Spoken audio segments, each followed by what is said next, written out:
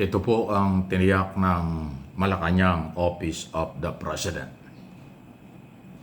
Gagawin ng gobyerno kapag lumabas ang mga arrest order o warrant of arrest at nangailangang humingi ng tulong ang Interpol para po sa mga co-accused na mga pinangalanan ng ICC doon po sa crimes against humanity.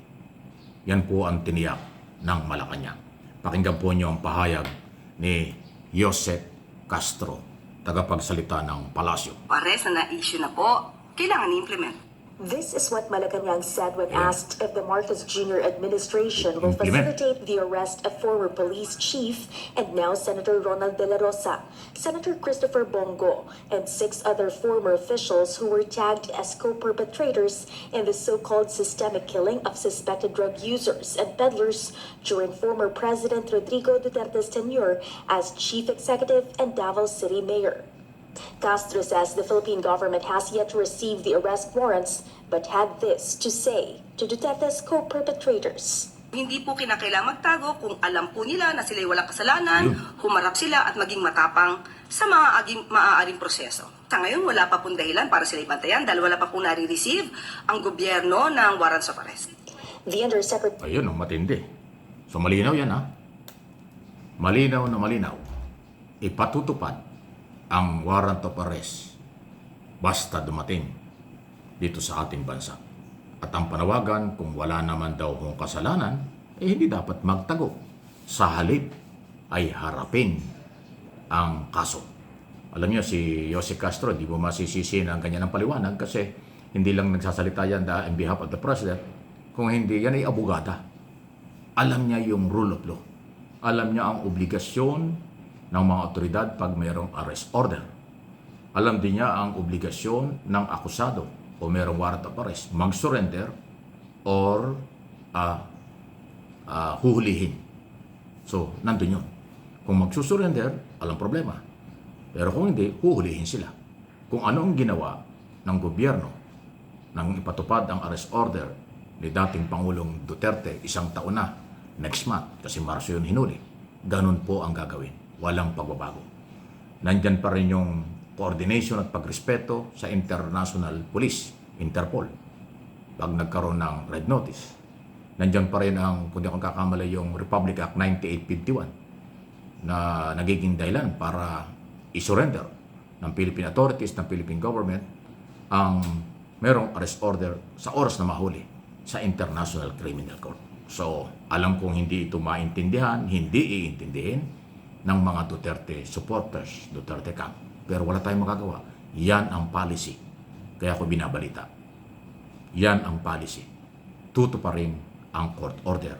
Ipatutupad sa oras na dumating. Pero ang pasubali, don't forget, huwag muna kayong magpanik. Wala pa naman. Wala pang arrest order. Pero siyempre, kung ating papakinggan sina Attorney Andres, Attorney Conte, at iba pang mga nakakaintindi dyan sa proseso ng ICC, ay talagang malaking-malaki ang posibilidad na ilabas ang arrest order. Kasi hindi ilalabas ng ICC ang ganitong klaseng report at pagpapangalan, naglabas ng pangalan, kung wala silang basihan. At pag may basihan, court order, arrest order na susunod para sila bigyan ng pagkakataong ipagtanggol ang kailang sarili. Laban kay Senador Bongo, Senador Bato de la Rosa, dating Justice Secretary Vitaliano Aguirre II, dating ano tawag dito, General din ito, Isidro La Peña, na dating Director General ng PDEA, dating Customs Commissioner, kung di ako kakamali, naging TESDA pa yan, at dating Director ng NBI na si Dante Giran. Okay? At sino pa? Dating Director General ng PNP, Oscar Albayalde. Dating Director ng PNP pa rin yan, si Cascolan, kaya lang patay na yun, wala na po yun si Vicente Danao, ayan po yan okay? At si Bato de la Rosa. So 8 yan. Matindi, hindi upang kariwan. 2 senador, 4 na dating PNP Director General, 1 Director ng NBI, at 2 Cabinet Secretary. Ganon pong katindi. Walang pakialam ang ICC kung sino kayo. Sa bagay, si Pangulong Marcos nga, Pangulong Duterte nga, pinakulong, pinahuli, pinakulong eh. Eh sino ba itong mga ito? Sila daw po ay mga nagpatupad ng order ni Duterte kaya lumabag dun sa karapatang pantao. Tukhang. So, co-accuse ang dating yan. Meron silang posibleng pananagutan. Meron din silang malaking responsibilidad na harapin ang kasong ito.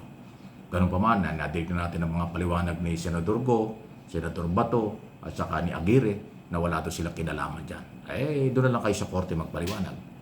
Hindi ko naman pwedeng sabihin wala kayong kinalaman. Ang korte po ang merong authority. Pag ang kaso ay nasa korte, ang exclusive na karapatan kung ano ang kailang gagawin ng korte lang. Hindi ang media, hindi ang social media. Alam ko po yung limitasyon natin. Ngayon, kung merong mga media at social media na iba ang mga paniwanag at pananaw, lalo na kung identify ng mga makaduterte, ay alam na ninyo kung anong dahilan.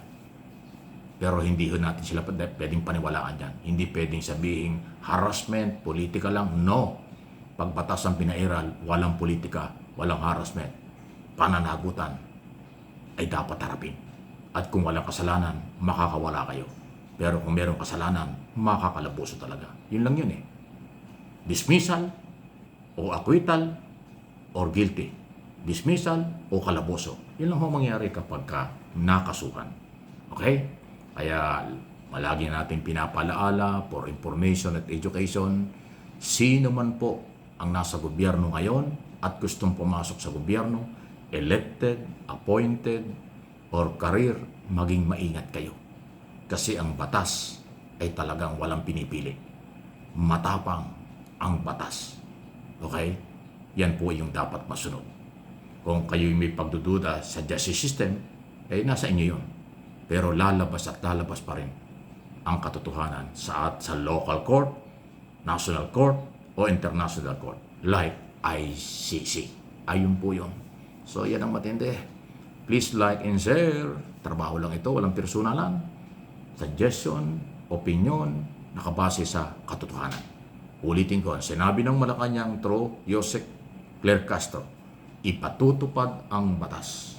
Ipatutupad ang arrest order, warrant of arrest, laban sa mga Duterte boys sa oras na dumating ito at hiniling ng Interpol. Hindi tatanggihan at hindi makakatanggi ang Philippine Court o ang Philippine Government, Philippine official sa request ng ICC kasi tayo ay kapartner, member ang request ng ICC at ng Interpol dahil tayo kapartner ng Interpol. Hindi tayo member ng ICC kasi nag-withdraw noong 2018 na tinanggap ng ICC ang withdrawal ng Pilipinas under Duterte government noong 2019. Ayun po yung nangyari. So, yung totoo lang. Please like and share.